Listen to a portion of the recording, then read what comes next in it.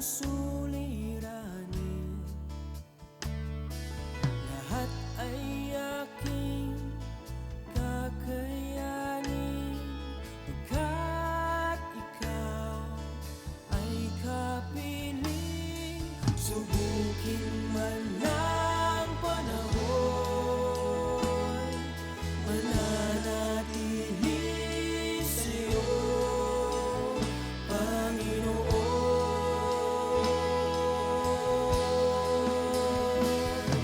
Walang alinlangang maglilingkod, walang pangambang sa'yo ay susunod.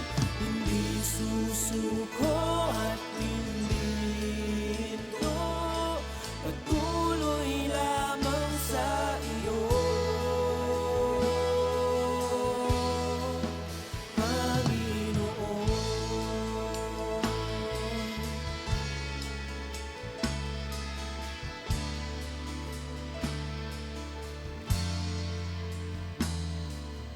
Ikaw ang aking paglilingkuran, kahit saan dalhin. Ikaw ay lagi kung susundin, anuman ang suliranin, lahat ay aking kakayanin, pagkat ikaw ay kapiling. Subukin man ng panahon, mananatili sa'yo, Panginoon.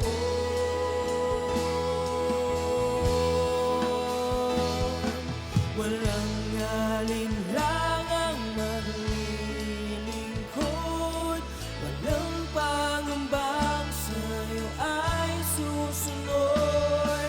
Hindi susuko at hindi hinto, patuloy lamang sa iyo. Walang alinlangang maglilingkod, walang pangambang sa'yo ay susunod. Hindi susuko at hindi hinto, patuloy lamang sa iyo, hanggang dulo. Mananatili anumang hamon, ikaw pa rin ang Panginoon. Tatapusin ang takbuhin sa kaharian mo'y ika'y makapiling.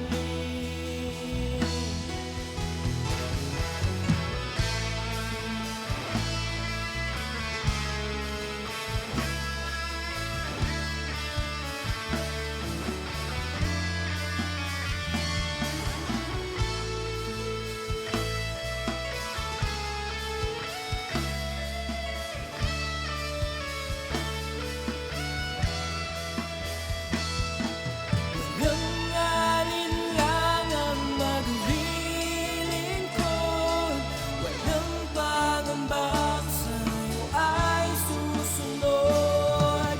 Hindi susuko at hindi hinto, patuloy lamang sa iyo. Walang alinlangang maglilingkod. Magandang umaga po at isang pinagpalang umaga sa bawat isa.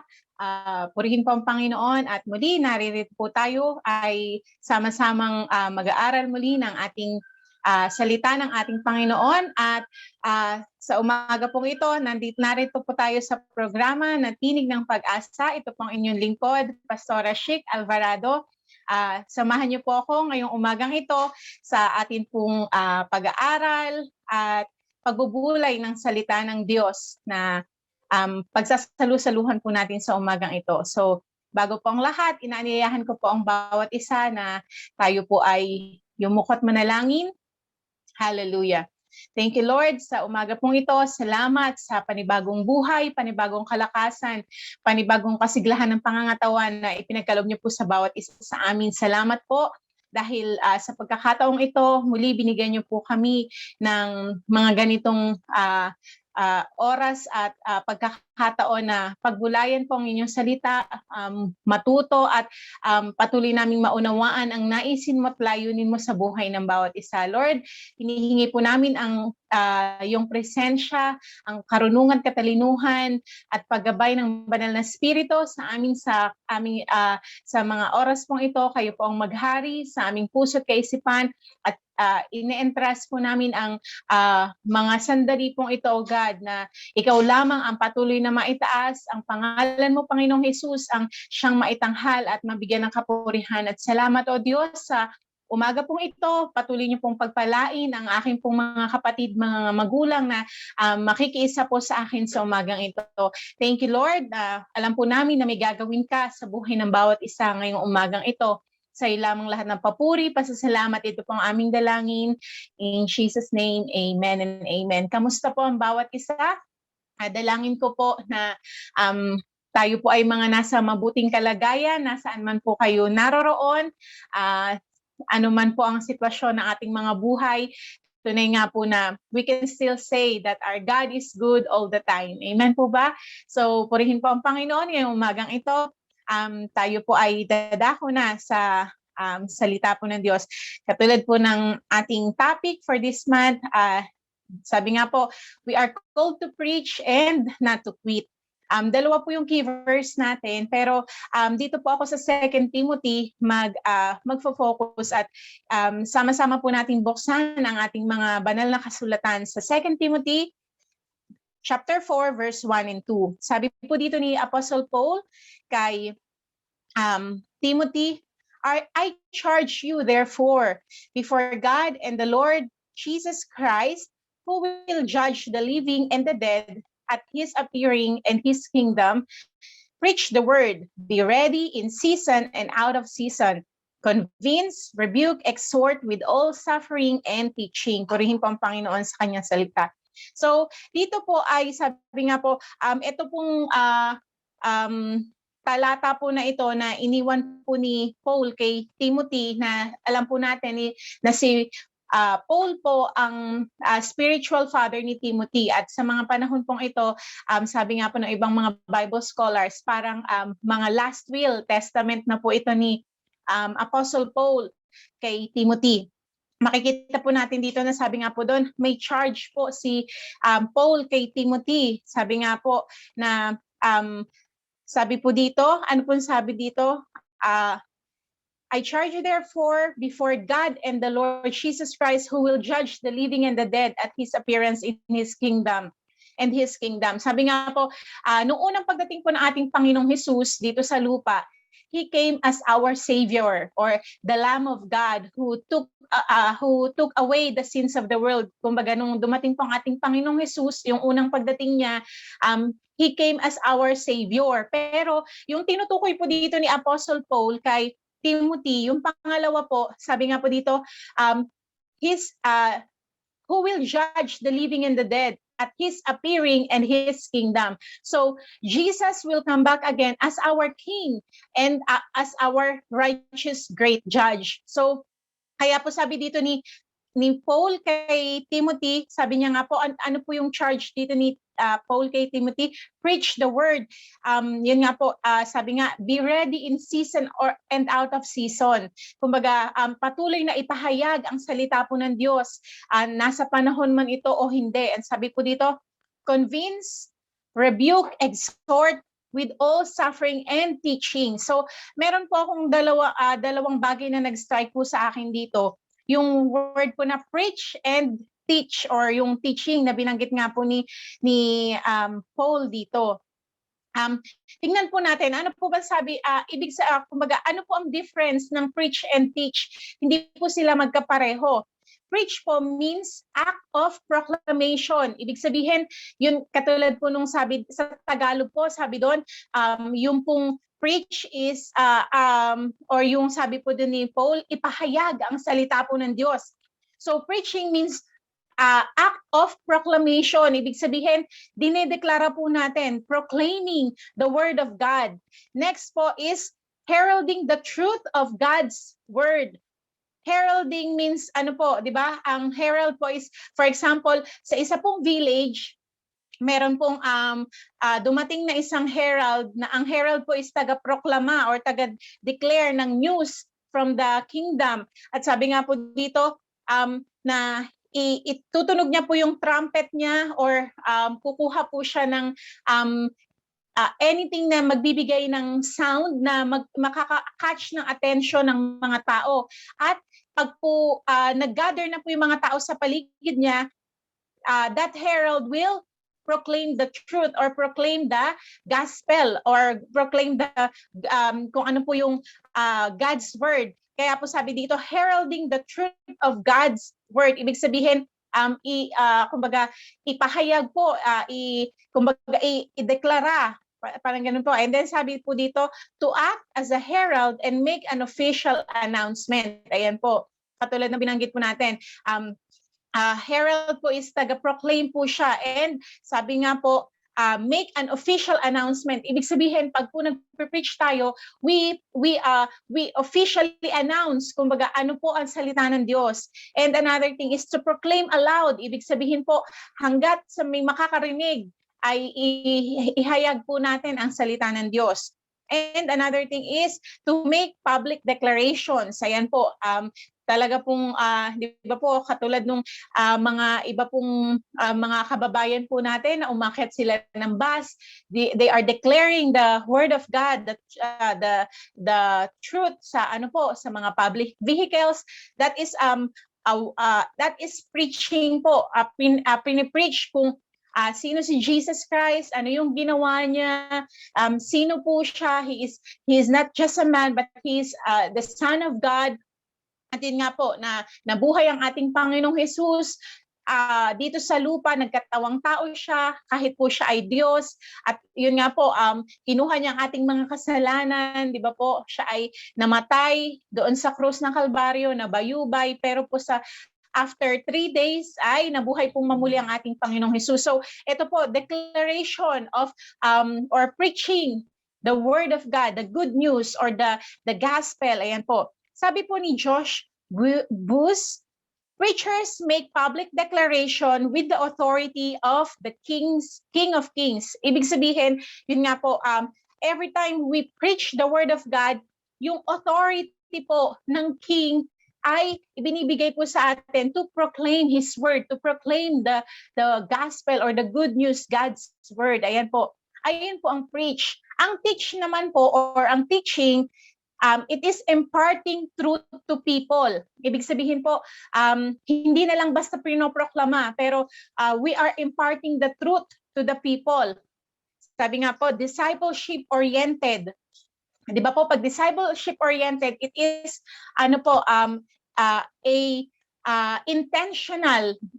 Yun nga po, discipleship, ibig sabihin talagang magte-take time na po to sit down, to listen, and yun nga po, to be discipled. Katulad po ng 12 disciple ng ating Panginoong Jesus, di ba po, Jesus Christ taught them, dinisciple po ni Jesus yung 12 na disciples. And sabi po dito, imparting knowledge and seeking to apply it while making sure that the listeners understand the truth. Imparting knowledge na po, ayun nga po, kumbaga yung ibinibigay na po yung talagang, kumbaga, pag sinabi pong teach, ito na yung medyo malalalim na po, or yung kumbaga hindi na lang mga yung simpleng bagay, but it is already the knowledge. Yun nga po, imparting the knowledge. At hindi lang po basta knowledge, seeking to apply, kumbaga, while making sure that the listeners understand the truth. Hindi lamang po, sabi nga po, di ba, tayo, ang nais po ng Diyos, hindi lang tayo listener of the word, but we are also doers of the word of God. Amen po. So, makikita po natin, preaching and teaching God's word is essential. It should be, yung continuity po, yung kumbaga, patuloy na pagpapahayag ng salita ng Diyos. Di ba po, nung time ni Abraham, binigay po ni God sa kanya yung promise that he will be a father of many nations at meron pong mga ipinahayag ang Diyos sa buhay ni Abraham. Ito po ay ipinasa ni Abraham kay Isaac, di ba po? Kumbaga, yung continuity, hindi natapos po yung promise ni God, yung covenant niya kay Abraham lang. Kaya po si Abraham po bilang bilang ama, inihayag niya po ito, preach niya po ito, tinuro niya po ito kay Isaac na kanyang anak. Ganon din po si Isaac kay Jacob, na alam po natin sa Bible, di ba po, pinalitan po ni God ang pangalan ni Jacob na Israel. Then si Israel to his 12 children or yung 12 tribes po, makikita natin, di ba po, sa Bible. Then ito po ay naipasa, di ba po? And even nung panahon na po ni Jesus, when Jesus came, di ba po, patuloy po niyang inihayag about the kingdom of God. Hindi po tumigil ang ating Panginoong Jesus. Di ba po, he proclaimed about, yun nga po, the kingdom of God. At kumuha po siya ng 12 disciples. Yan, makikita po natin. At yung 12 disciples po, they were called to preach and teach sa mga Jewish people. At nung dumating na po si Paul, nung na-convert na po si Paul naman po, he was called for the Gentiles. At yun nga po, si Timothy ang naging anak niya sa pananampalataya. So, hanggang sa ito po ay nag-continuous hanggang sa dumating na po tayo sa time natin, di ba po, na meron yung mga spiritual father, spiritual mother po natin, sila po yung ginamit ni God for us to know the God's word, who He is, ano po yung nais ng Diyos sa buhay natin. Kaya po tayo ngayon ay naririto. We were able to hear the word of God. We were able to believe the word of God dahil po merong mga tao na ginamit ang Diyos. At tayo naman po, naririto na tayo ngayon, tayo naman po, sabi nga po,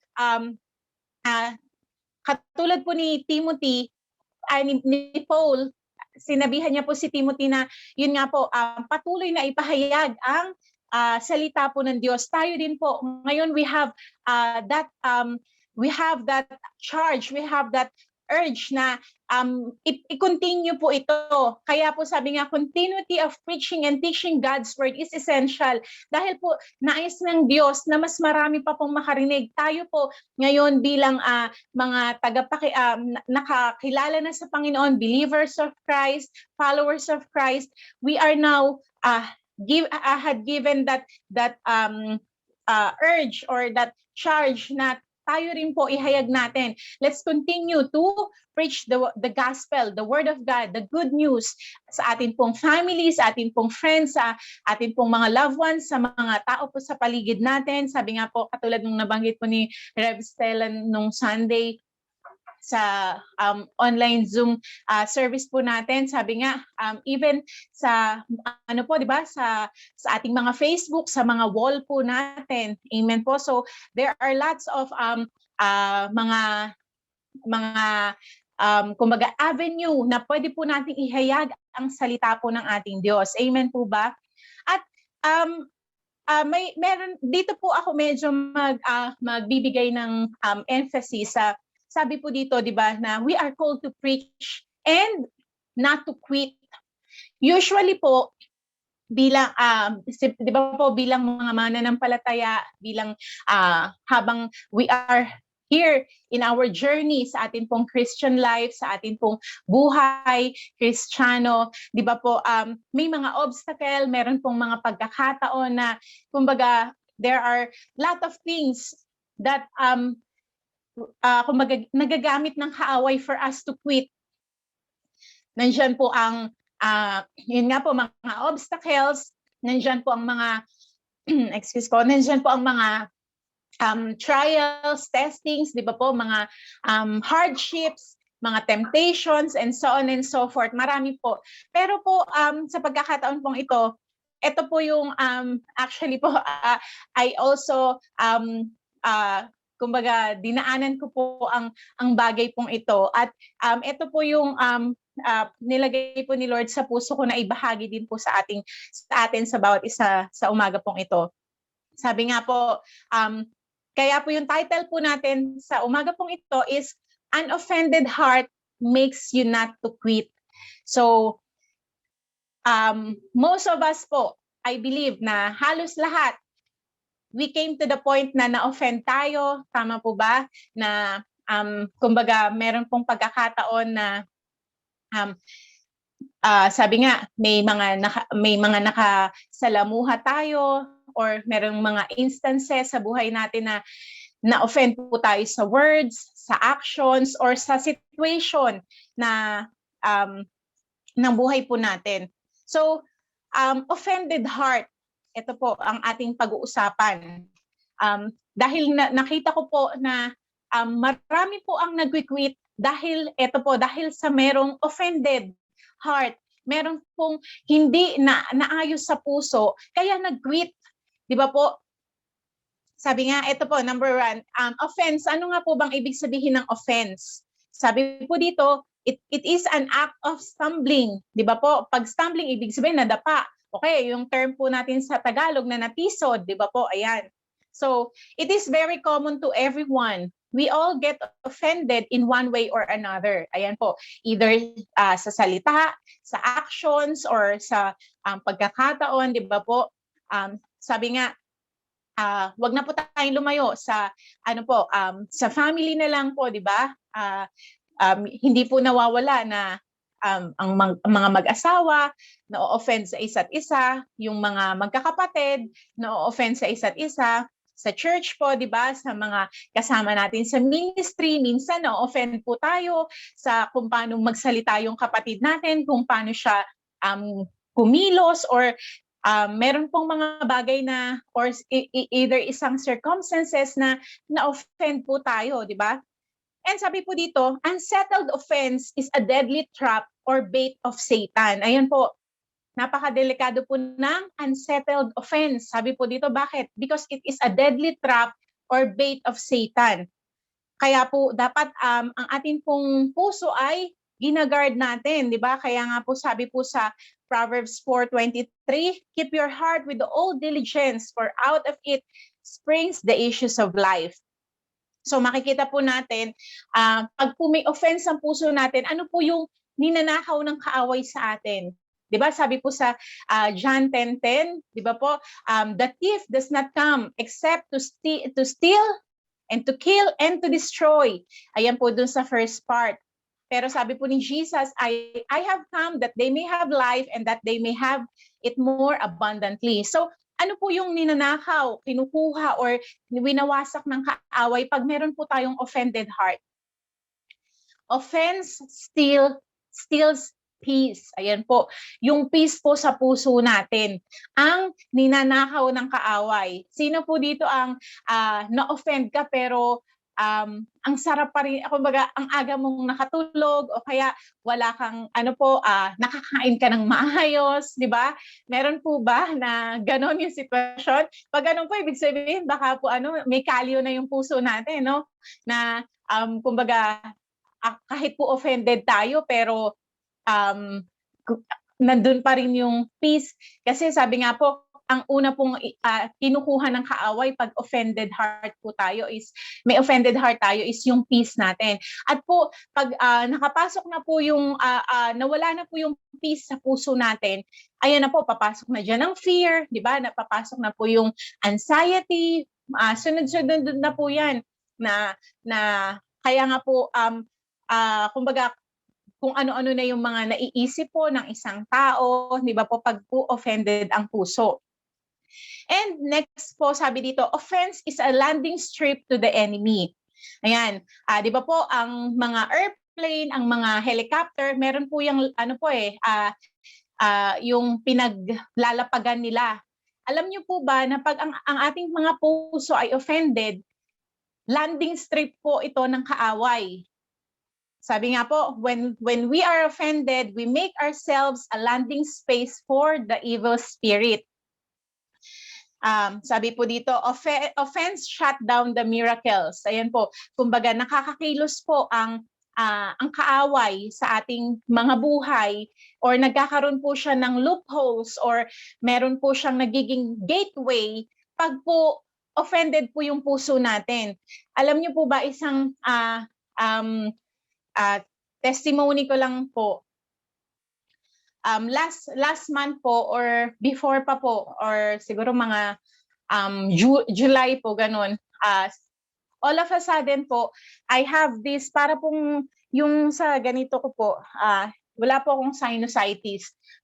Pero alam niyo po yung yung bigla kong naramdaman na para po akong sisipunin pero hindi siya lumalabas. Parang nandito lang po siya, mabigat sa ganito. So wala po akong ginagawa, hinayaan ko lang po, ganyan. And then ito pong marinig ko po ang salita po na ito at mapag-aralan ko rin po siya. Nakita ko po na hindi pala po lahat ng sakit ay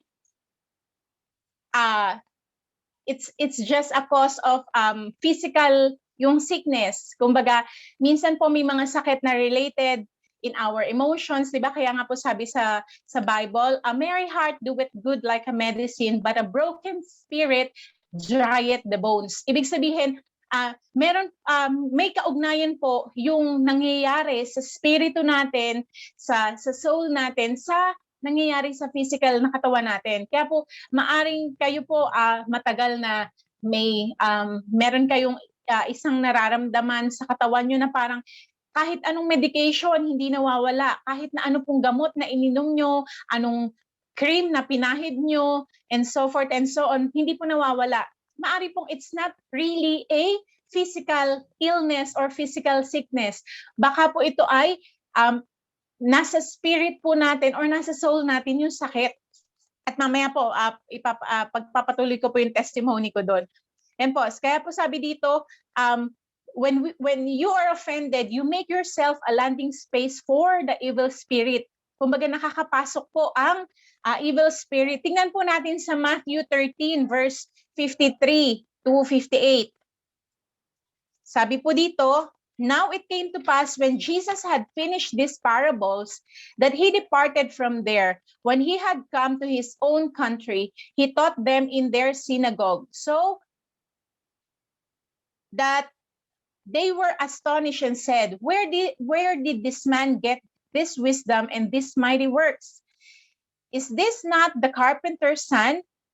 Is not his mother called Mary, and his brothers James, Jose, Simon, and Judas? And his sisters, are they not all with us? Where did this man get all these things? So they were offended at him. But Jesus said to them, if prophet is not without honor except in his own country and his own house. Now he did not do many mighty works there because of their unbelief. Ayan po, kung makikita po natin, ito po yung pagkatapos po ni Jesus magsalita ng mga parables, doon nga po sa synagogue, nagturo po doon ang ating Panginoong Jesus. Nakita po siya ng mga taga doon po sa kanila, at sabi po nila, saan nakuha nitong tao na to yung wisdom na mga sinasabi niya at yung paggawa ng mga mighty works, mga kababalaghan, mga miracles, ganon. Tapos ano po sabi nila, di ba anak lang yan nung karpintero na si Joseph, at nanay niya si Mary, kapatid niya sila James, Jose, Simon, Judas, at yung mga kapatid niyang babae kasama lang natin. Sabi po nung mga tao doon, saan nanggaling itong tao na to, saan niya nakuha yung mga ganung bagay. Tapos ano po sabi dito sa verse 57, so they were offended at him. Na-offend po yung mga tao sa ginawa ni Jesus. Di ba po kung tituusin, wala naman pong ginawa ang ating Panginoong Jesus. He just thought, yun nga po, shared yung pinagagawa po sa kanya, hindi naman po, wala siyang sinaktan, wala siyang inape, pero sabi po dito, na-offend yung mga tao po sa kanya. Alam niyo po ba, ganun din po minsan sa buhay natin, kahit wala po tayong ginagawa, minsan po, unknowingly, na-offend tayo, or tayo yung nakaka-offend. Di ba po? Sabi po dito, but Jesus said, said to them, a prophet is not without honor except in his own country and in his own house. Yan po. And sabi sa 58, now he did not do many mighty works because of their unbelief. Ayan po, kung makikita natin, hindi naniwala. Dito po sa mga verses na to, makikita po natin yung outcome of having an offended heart. Kumbaga, ano yung mga kumbaga para pong nagiging result pag meron tayong offended heart. Una po is, sabi po dito, talking about others behind his or her back. Siguro po halos lahat sa atin, no? Dumaan na po tayo sa ganito or tayo rin po. Kumbaga, ako rin po, aminado ako na may mga instances talaga na pag po na-offend tayo, nakakapagsalita tayo ng something dun sa tao, di ba? Behind his or her back. Sabi po dito, number 2, belittling the other persons. Ibig sabihin, kumbaga, hindi na po natin nakikita yung mga ginawa niyang mabuti. Ang nakikita na lang natin yung pagkakamali niya or yung mga bagay na kumbaga kina-offend natin, di ba? Kasi offended nga po yung puso natin eh. Kaya ganun yung nagiging result. And sabi po dito, gives no honor or respect. Di ba po na minsan kahit madaanan natin or makita natin, parang wala na. Kumbaga, ang dali na pong kumbaga parang wala ng respect, wala ng honor dun sa tao na yun kasi na-offend po tayo sa kanya. Number 4 po is unbelief or hindi na po tayo naniniwala dun sa mga sinasabi niya, di ba? Parang for us, kumbaga, totoo pa kaya yung sinasabi niya? Parang may gano'n na po, no? May question na, unbelief, nandun na yung hindi na po tayo naniniwala. And ang pinaka-final result is, ito po, yung number 5, nag-quit na. Wag na po tayong lumayo. Di ba po, kaya napakarami na nagse-separate na mag-asawa. Di ba po? Kasi offended na yung puso nila. It's very sad na makita po na kung titignan po, ano yung root cause, bakit naghiwalay? Or bakit dumating sa point na naging broken family? Kasi po may offense na hindi na settle. Di ba? Kaya nga po sa yung nabanggit po natin kanina, na sabi po dito, unsettled offense is a deadly trap or bait of Satan. Pag po meron tayong unsettled issue sa puso po natin, sabi nga po, nagiging, po siya, kumbaga, place kung saan nakakapasok po ang kaaway. At yun nga po, di ba po, kung makikita po natin yung mga stories na yun nga po, mga nag-separate na mag-asawa or naging broken family, kung titignan po natin, yun nga po, ang root cause is merong unsettled issue na offend sa puso, na hinayaan lang hanggang sa lumaki ng lumaki. At yun nga po, sabi nga po dito, ano yung nangyayari? Kahit dito po sa atin sa Pilipinas, walang divorce, pero merong annulment, di ba po? Nag-quit na, parang ang dali ng umayaw dahil yun nga po, wala na, hindi na naniniwala dun sa tao, sa naging kapartner niya, or even sa churches po, di ba? Kaya po may mga umaalis, di ba? Kaya may mga nagpapaalam. Kung titingnan po natin, ano yung root cause, di ba? Minsan po tinitingnan natin, ang babaw naman na ganyan lang, nagtampo na agad. Pero po, it is an offended heart na hindi po na-settle. Kaya po ang nangyayari, yun nga, kung makikita po natin, katulad noon, nagsasalita na po behind the back of the pastor, behind the back of the leaders, yung sa mga kasama sa ministry, at kung ano-ano na po yung sinasabi dun sa behind that person, di ba po, wala nang respect. Ito po, and wala nang, kumbaga pag yung nag-usap, parang hindi na pinaniniwalaan lahat ng sinasabi nung tao na yun kasi offended na nga po yung puso eh. And last, ano po nangyayari? Nag-quit na. Even actually po, even sa pag-share po ng word, di ba? Kaya po may iba na mga bumabalik na lang po kung ano yung dati nilang work, ano yung dati nilang ginagawa, bumabalik na lang sila doon. They quit. Kasi po, may offended, ay kumbaga may offense na sa puso na naitago. Amen po. And sabi nga po, sometimes we are not aware that we are offended. Tayo po mismo, hanggat hindi po natin na-realize na na-offend tayo, hindi po natin siya ma-recognize eh. And meron pong dalawang verse dito na ito po yung isa sa mga maging daily prayer po natin. Sabi po sa Psalm 26 verse 2, "Examine me, O Lord, and prove me. Try my mind and my heart." Ayan po, magpa-examine po tayo sa Panginoon. Kasi sabi nga po, only God knows the real issues of our hearts. Di ba? Minsan tayo po, kino-cover up pa natin. Ay, hindi, okay na yung puso ko. Pero once we allow ourselves to be examined by the Lord, i-expose niya po ano yung mga dapat na ayusin po natin, na baguhin natin sa puso po natin. And sa Psalms 139, verse 23 to 24, sabi po dito, "Search me, O God, and know my heart. Try me and know my anxieties, and see if there is any wicked way in me, and lead me in the way of everlasting." In the way everlasting. So, yung magpasayasat po tayo sa ating Panginoon, yun nga po, ano yung laman talaga ng puso natin? May mga anxious po ba? May anxieties po ba? May anxious heart po ba tayo? Meron po bang mga natatago pa na unsettled offense sa puso po natin? Let's allow God to search our hearts. Sabi nga po, i-reveal niya po ito sa atin. Papakita niya po ano po yung mga dapat po na i-ano po natin, kumbaga, i-confess pa po natin or i-ask natin ng repentance po sa ating Panginoon. Alam niyo po ba na ang offense is like a spirit po siya na pag hindi po natin siya na settled, it can also affect others. For example po, ako po na-offend ako sa isang tao. Na yung tao na yon wala namang kinalaman dun sa sitwasyon po, di ba? If I share my offense po dun sa tao na yon, maaring masalin ko po yung spirit ng offense sa tao po na yon.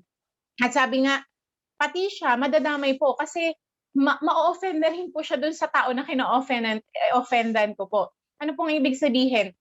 It's like the spirit, naalala niyo po yung story po sa Bible na yung pong, di ba po, yung pong possessed man na pinalaya po ni Jesus. Nung tinanong po ni Jesus anong pangalan niya, sabi niya, Legion daw po, di ba? Kasi madami sila. And sabi po ni Jesus na they have to leave that person. Pero sabi po nila, kailangan nilang may mapupuntahan. At ito po yung meron pong isang tao na paparating na may nag-aalaga po siya ng mga swine or ng mga pigs, di ba po? Sabi po ni Jesus, doon sila pumunta. Ano pong ibig sabihin doon? Ang evil spirit po, they are looking for a place na kung saan po sila pwede magstay. For example po, we allow that offense spirit to settle in us. At ngayon po, nag-share po tayo dun sa kapatid natin, kaibigan natin, na na-offend tayo kay ganito, kay ganyan, na unaware po tayo na yung spirit is natatransfer po sa kanya. Kaya po, maaring dumating yung point na ikaw, settled ka na, wala na sa'yo, nakipag-ayos ka na po dun sa tao na yun. Pero yung tao na sinabihan po natin, siya pala, hindi pa siya settled, offended pa siya dun sa tao na kwento po natin sa kanya kasi yun nga po, maaari pong na-transfer yung offense spirit doon sa pinagsabihan po natin. That's why we have to be careful.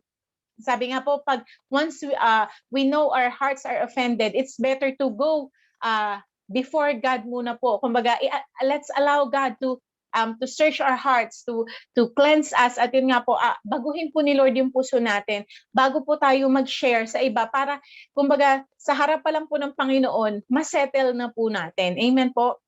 And meron po akong ilang ibibigay po sa atin dito na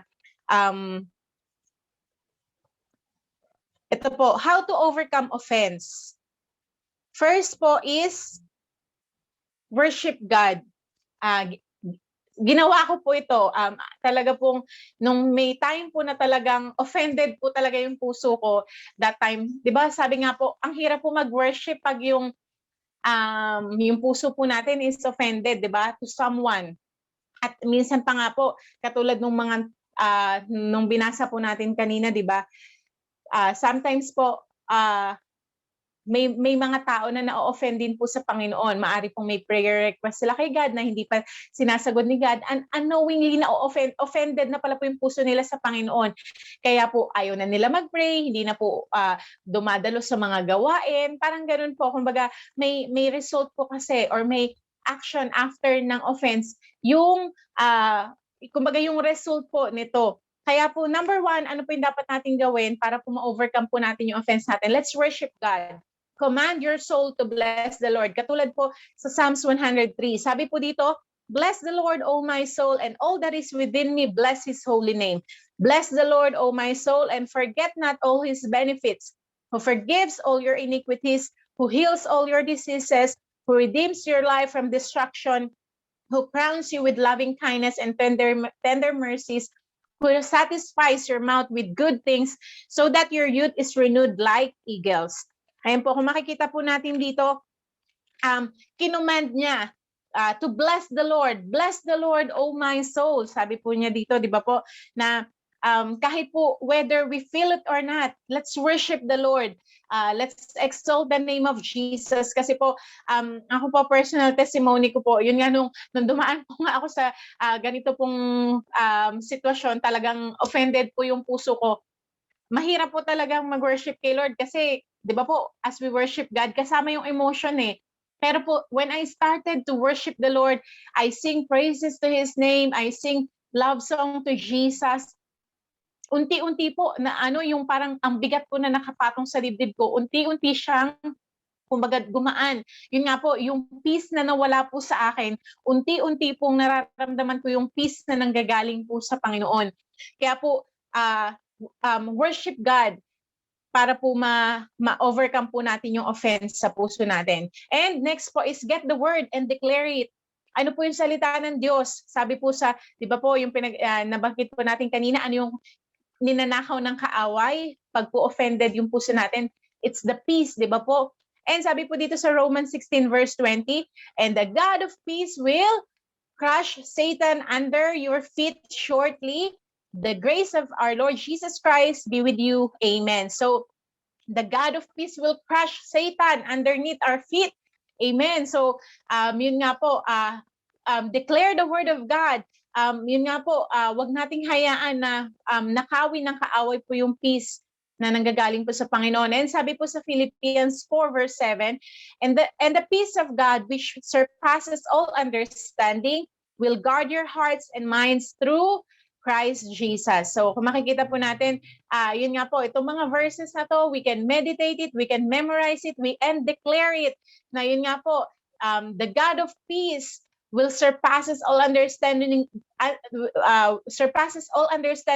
will guard my heart and my mind through Christ Jesus. So let's claim the word of God, get the word of God, declare it. At yun nga po, the atmosphere will be changed. Sabi, naalala ko lang po, ayun nga po, the power of worship. Alam niyo po ba na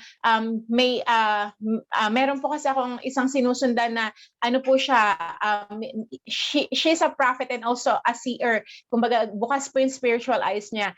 Na nakikita niya po in her spiritual eyes, every time na a true worship is arising sa yun nga po, sa puso ng isang tao, the devils flee. Kumbaga, nakikita niya po na, yun nga po, yung mga sickness, nawawala, the healing of God is freely flowing. Kaya po, napaka-powerful po ng worship. Hindi lamang po siya song, hindi lamang po siya melody, but if we worship God, sabi nga po, in spirit and in truth, something will going to happen po sa spiritual realm at magmamanifest po siya in the physical realm. Ayan po. Kaya po, first po natin is worship God. Let's worship God, whether we feel it or not. And number 2 po is, yun nga po, get the word of God, declare it. sa situation po natin, sa puso po natin, na yun nga po, yung ninakaw ng kaaway na peace, God will bring back that peace sa puso po natin. And number 3 po ito, trust God. Number 3 po natin, trust God. Choose to trust God despite the outcome. Ano man po yung maging outcome, let's put our hope and our trust to God.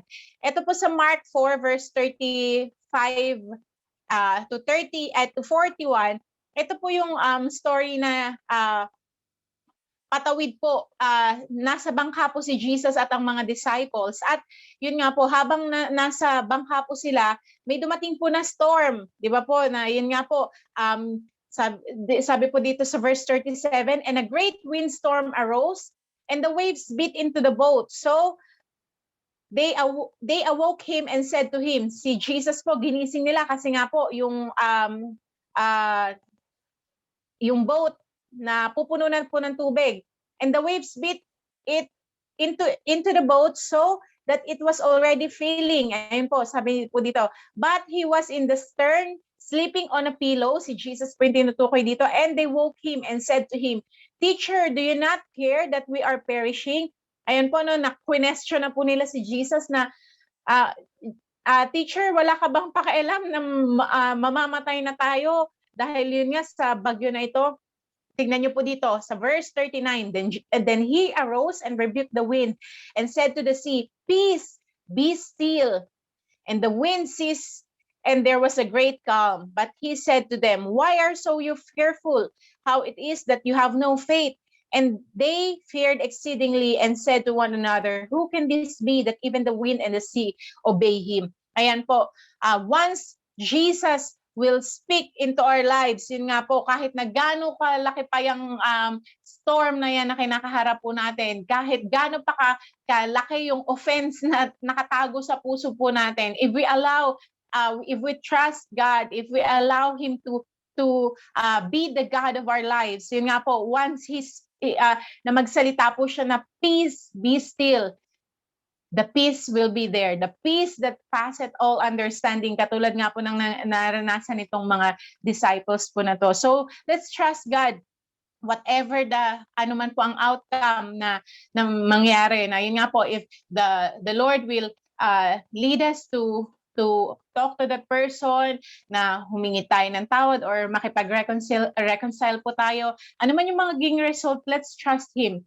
Sabi nga po, choose to trust God despite the outcome. Ano man yung maging outcome, let's trust our God. Amen po. So, number 4 po is repent. Ayan, sabi nga po sa 1 John 1:9, if we confess our sins, He is faithful and just to forgive us our sins and to cleanse us from all unrighteousness. So, ayun pong, sabi nga po dito, tapat po ang Diyos na patawarin po tayo. He is faithful to forgive us in all our sins and to cleanse us from all our unrighteousness.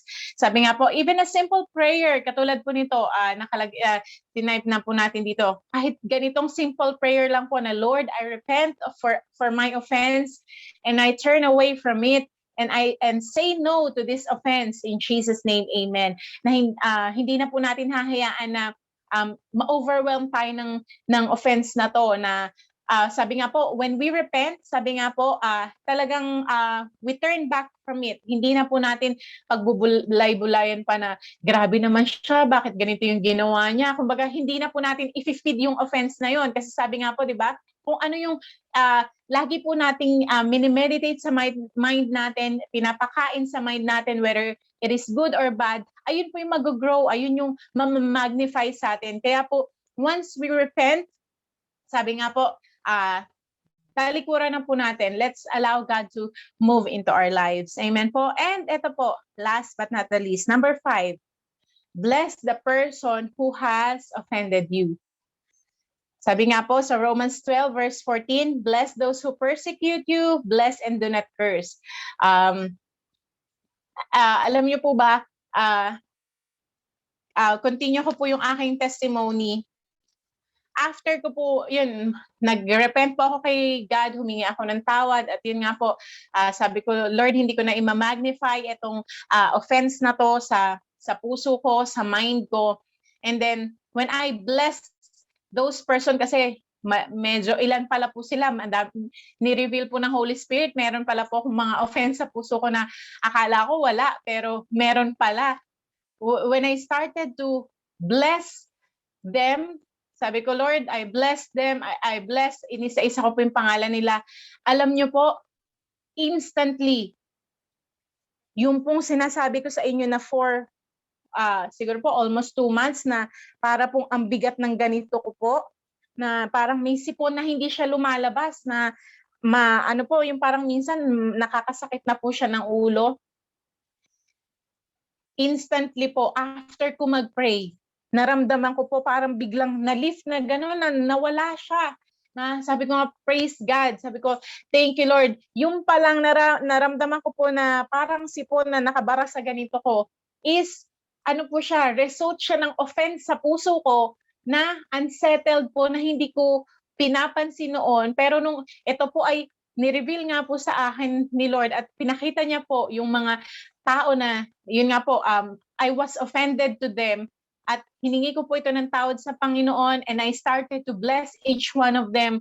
Yun nga po, I received the miracle po na nanggagaling po sa ating Panginoong Jesus. Kaya nga po, sabi nga po, once na we allow ourselves to be freed from any offenses, the miracle of God can take place into our lives. Kaya po napaka-importante na yung puso po natin ay binabantayan po natin. At especially po, if we are sharing, preaching the Word of God, mahirap po, di ba, na nag-share po tayo ng Word of God, pero ang dami pala po nating offense sa puso natin. Unknowingly po, na pag po offended yung puso na, may offense po sa puso natin, unknowingly na, yun nga po, may nasasabi tayo against sa ibang tao, na tayo rin po yung, kumbaga, nagsasuffer. Bakit po? Kasi we allow an open door to the enemy para po makakilos or makapasok siya. But praise be to God, meron pong way out lagi ang Panginoon. Katulad po ito yung shinare ko po sa inyo na 5. How to overcome offense? First po is worship God. Let's worship God. Yung in spirit and in truth, let our spirit worship the Lord. At makikita nyo po, the peace will come. God's peace will come. And get the word, declare it. Hayaan po natin na yung salita ng Diyos ang patuloy na lumabas po sa ating mga labi.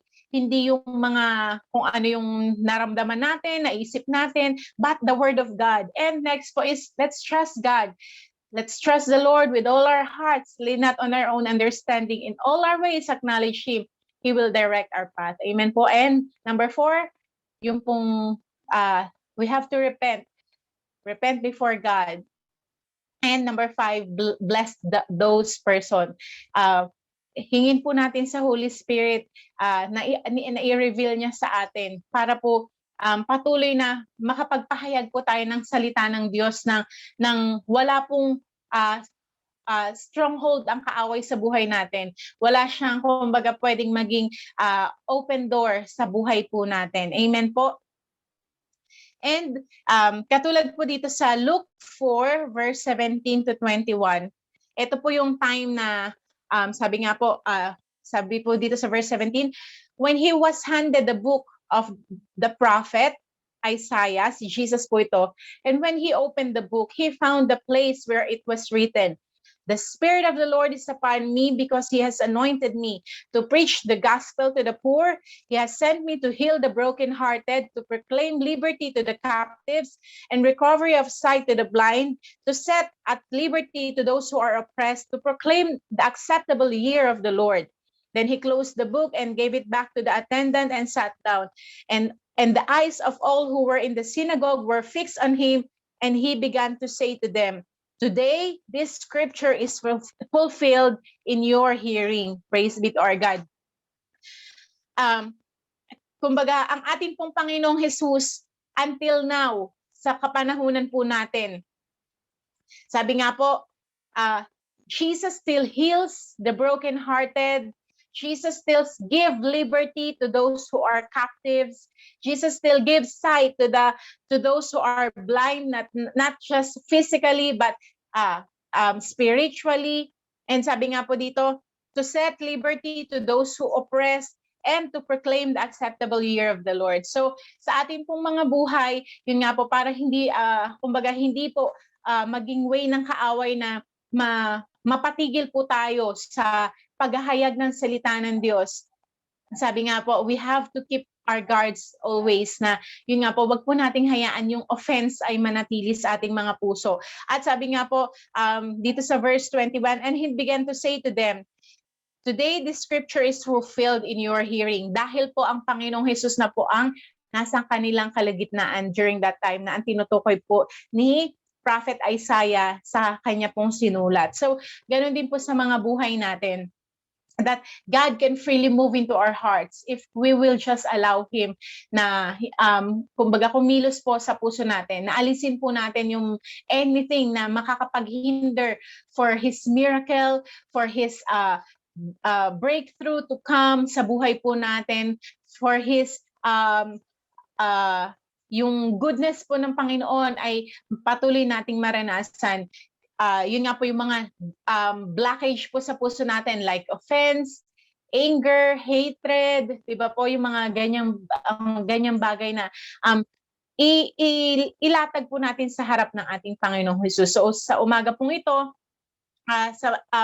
sa mga wala pa pong personal na relasyon sa ating Panginoong Jesus, sabi nga po, the salvation is today sa buhay po ng bawat isa, na yun nga po, nais po ni Lord na ibigay yung miracle sa buhay mo, mapalaya ka sa anumang tanikala ng kaaway sa iyong buhay, if we will just allow Him. So sa oras pong ito, inaaniyahan ko po yung mga wala pa pong personal na relasyon sa ating Panginoong Jesus. If you want to give your life to Jesus, if you want to surrender your life to Him, ililid ko po kayo sa isang panalangin, at kayo po ay sumunod, at hayaan po natin na ang Panginoon po ang hayaan po natin na ang pumasok ang Diyos sa atin pong mga puso sa mga pagkakataon pong ito. Tayo po ay yumuko at manalangin. Pwede po kayong sumunod sa panalangin na ito. Dakilang Diyos, salamat po sa umagang ito. Salamat po sa iyong salita na aking narinig. Nais ko po na makaranas ng buhay na inihanda mo sa akin sa mga oras pong ito. Akin pong isinusuko ang aking buhay. Humihingi po ako ng kapatawaran sa aking mga nagawang kasalanan simula pagkabata hanggang sa kasalukuyan. Kayo po ang maghari sa aking puso at kaisipan, sa aking buong pagkatao. Inaaniyahan ko po kayo bilang aking Panginoon, Diyos at tagapagligtas ng aking buhay. Kayo po ang maging hari, kayo po ang maging Diyos, kayo po ang manahan sa aking puso. Salamat po, nananampalataya po ako na ang Panginoong Jesus ay dumating dito sa lupa, ibinigay ang kanyang buhay na matay para sa aking mga kasalanan, at nabuhay na mamuli. At salamat po sa iyong kabutihan at sa iyong kadakilaan. Patuloy ka pong maghari sa aking puso, sa aking buhay. Iniaalay ko po ang lahat ng ito sa iyong harapan. Ito po ang aking panalangin sa pangalan ng Panginoong Jesus. Amen. Sa mga kapatid at magulang ko naman po na kayo po ay may mga nararamdaman, nararanasan na mga bagay na alam niyo pong may nakatago pa pong offense sa ating mga puso. I-surrender po natin ito sa ating Panginoon ngayong umagang ito, and let's allow Him to work in our lives. Let's allow Him to yun pong makakilos po ang kamay ng Diyos sa ating mga buhay sa umaga pong ito. At kayo po ay inaniiyahan ko pong manalangin.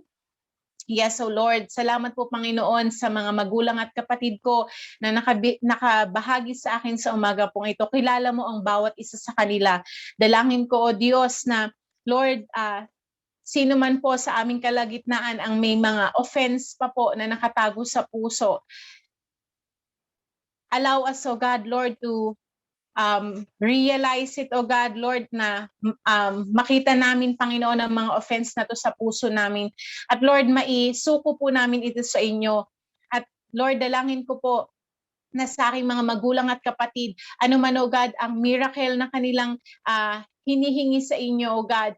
Lord, thank you, O God, for Lord, your mighty hands will be able to move freely into their lives, O God, na Panginoon, pag totally sinuko po nila ang bawat offense na yun sa kanilang mga puso sa iyo. At Lord, alam ko po na gagamitin niyo po lahat ng mga nangyayari sa aming mga buhay. If the enemy meant it for bad, you can turn it for good, O God. Lord, para patuloy naming ipahayag, ideklara, Panginoon, kung gaano ka kadakila, ang iyong kadakilaan, ang iyong katapatan, ang iyong pagmamahal sa buhay ng bawat isa sa amin. Hayaan niyo po, O God, na mag-umapaw, O God, ang pagmamahal na yun, O God. And Lord, thank you, O Father God, for Lord, you will, O God, as you have said in your word, that love covers the multitude of sin. At hayaan niyo po, Panginoon, na ang puso ng bawat isa, O God, ay patuloy na Lord, maging dalisay sa inyo pong harapan. Lord, especially sa mga nagtuturo po ng iyong salita, sa mga preachers, sa mga teachers of your word, O God. Lord, let the true, O God, purified and sanctified heart, Lord, ay patuloy na ibigay mo po sa puso ng bawat isa sa amin. At alam ko, O God, na Lord, yes, O God, as you have said in your word, O God, that Lord, you will continue, O God, Lord, to do miracles, Panginoon. Lord, let your spirit, O God, Lord, freely fall upon each and every one of us. Na Lord, we can have that boldness, O God, Lord, to preach the gospel to the poor. And even, Lord, to heal the brokenhearted, O God, to proclaim liberty to the captives, O God, to give sight, O God, Lord, to those who are blind, and to set liberty to those who are oppressed, O God.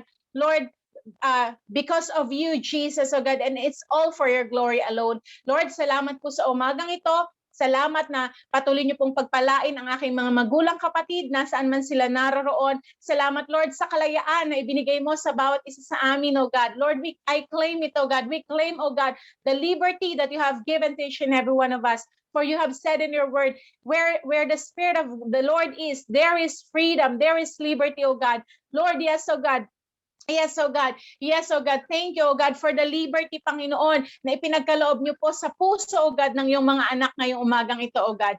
Thank you, Father God. Thank you, Jesus. Thank you, Holy Spirit. Salamat po na patuloy ka naming maranasan, patuloy ka naming Lord, mauhaw ang aming mga puso, ang aming mga spirito, oh God, Lord, to know you more, oh God, and even, Lord, to your word, oh God. Salamat po sa yung presensya, sa yung kadakilaan at sa yung pag-ibig sa bawat isa sa amin sa umaga pong ito. Thank you, Jesus. Thank you, Holy Spirit. Thank you, Father God. We honor you, we bless you, we glorify you. In Jesus' mighty name, these things we pray. Amen and amen. Purihin po ang Panginoon sa umaga pong ito. Salamat po na nakibahagi po kayo sa akin sa umaga pong ito. Pagpalain po tayong lahat ng ating Panginoon, and praise be to our God. To Him be all the glory and praise.